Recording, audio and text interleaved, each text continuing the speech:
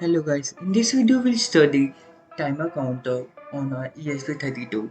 So let's get started. First we'll take a on start event node.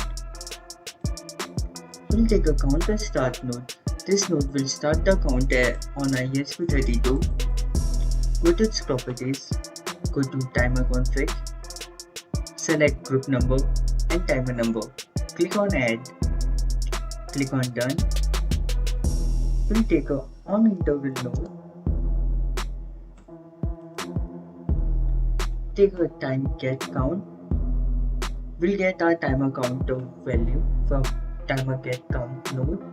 Go to its property, select the timer config, and the output parameter will get count value, which will be stored in the count value variable. Click on done. To print the count value on a serial display, we'll take a display node, connect with the flow in the display node, count value and counter.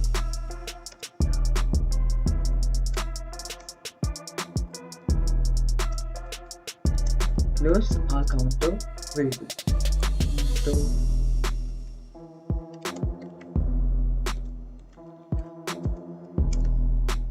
Let me verify our variable name. Counter. It's count value. I named it wrong. Our count value. Now it's perfect.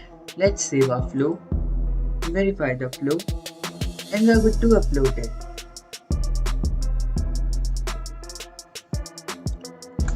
Go to serial display. As you can see, we got a counter value. To calculate the timer counter, we need to do some calculations. As we know, the clock speed of ESP32 is 80 MHz and our divider cycle is 16. So we'll divide our 80 MHz with 16 and we'll get pi. And to convert it into seconds, the formula will be pi into 10 raised to 6, and we'll divide it with our counter value and we'll get the timer counter value.